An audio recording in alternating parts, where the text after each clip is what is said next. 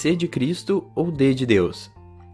A partir de hoje, vamos parar de seguir esse mantra que parece mais uma brincadeira, mas que já vi muita gente seguindo, e realmente seguir uma estratégia quando estivermos frente a frente com uma prova de múltipla escolha. Olá, tudo bem? Meu nome é Albano e esse é o Seja um Estudante Melhor.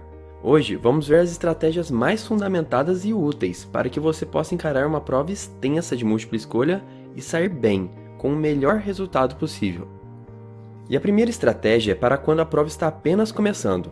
Nesse momento, normalmente estamos ainda descansados, mas mesmo com técnicas de respiração e relaxamento, que ainda serão falados aqui no canal, a tendência é mesmo assim estarmos um pouco tensos. Então, ao invés de ficar nervoso e começar a prova com tudo, faça o contrário.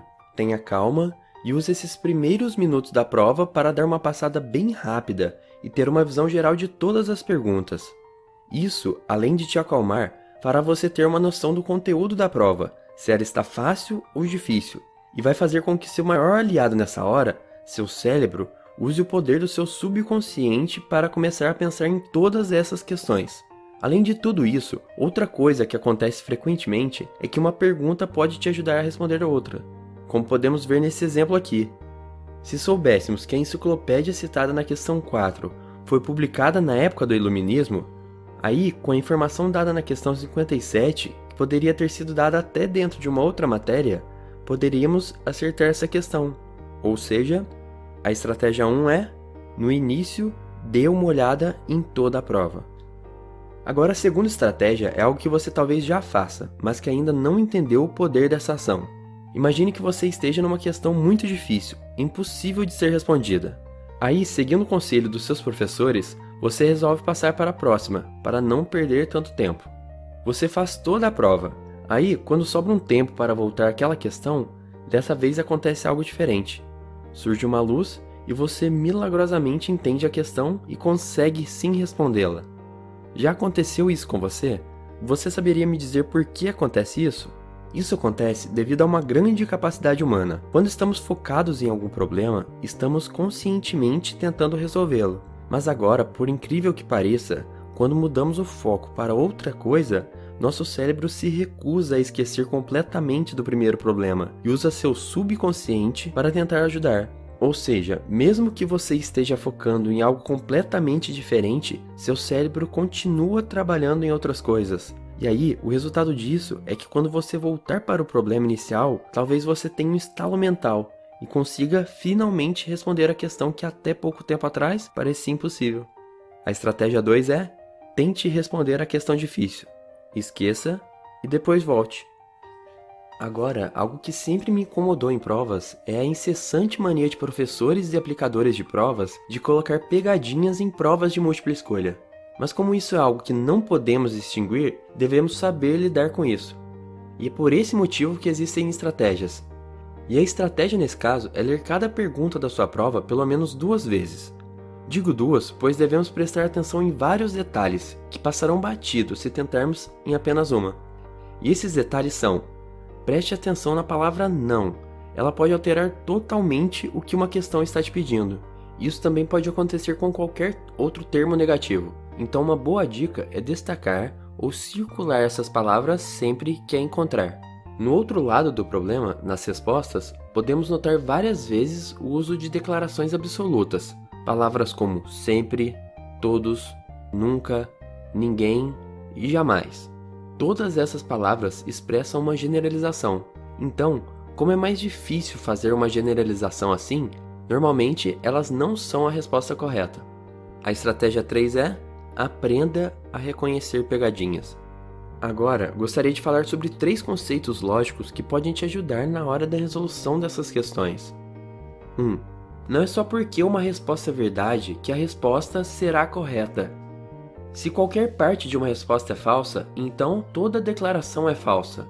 Em contrapartida, não é só porque uma resposta é verdade que a resposta será correta.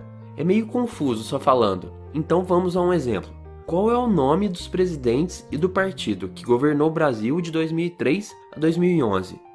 A resposta A é verdade. O FHC era do PSDB, e se estivermos com pressa e um pouco de desatenção, podemos cometer o erro de escolher ela, porque mesmo sendo verdade, ela está incorreta. Nesse caso, a única resposta correta mesmo é a E. 2. Elimine respostas análogas. Se uma questão tiver duas respostas que dizem a mesma coisa, então normalmente elas estarão erradas, pois só existirá uma resposta correta. Nessa questão, por exemplo, que já citei no vídeo sobre o livro Rápido e Devagar, a resposta parece ser 10 centavos. Mas prestando bastante atenção, vamos perceber que existem duas respostas que dizem a mesma coisa.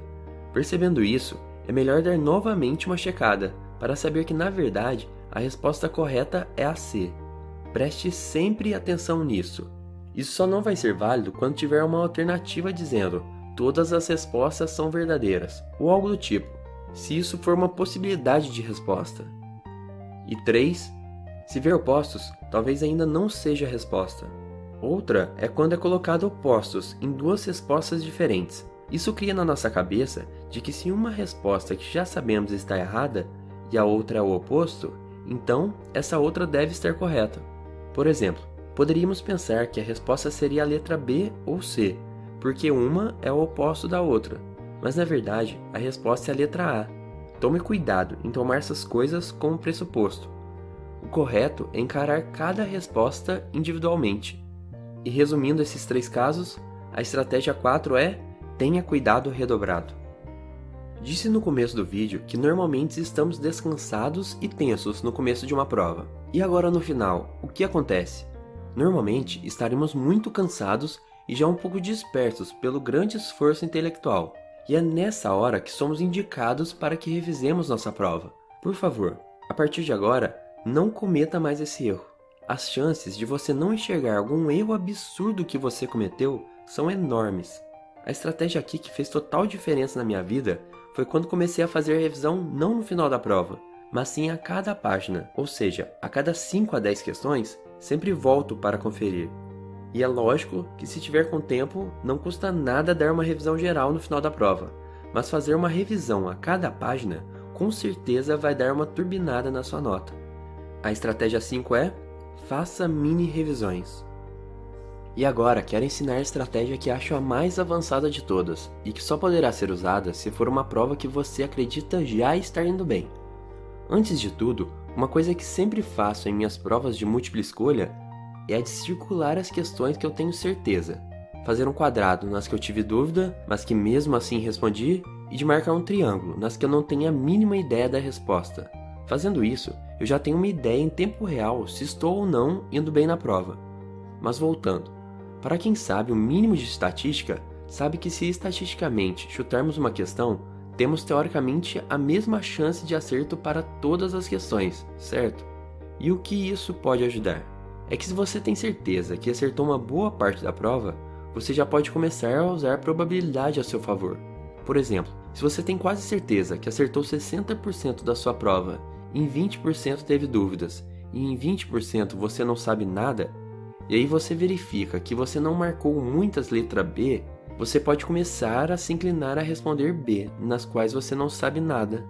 Mas lembrando que é somente nas que você não tem ideia nenhuma. Se você tiver em dúvida entre a C e a D, nem pense em trocar para B. Primeiro, use o máximo possível da sua capacidade intelectual para se lembrar ou para raciocinar. E só depois disso vai para estratégia 6. Use probabilidades. E essas foram 6 grandes estratégias para questões de múltipla escolha.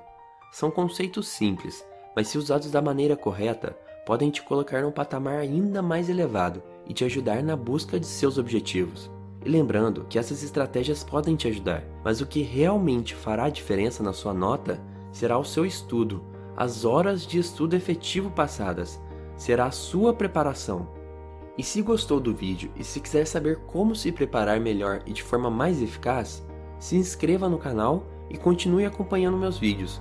Um grande abraço, um ótimo dia de estudos e seja um estudante melhor. Costumamos olhar para aqueles alunos que sempre tiram notas altas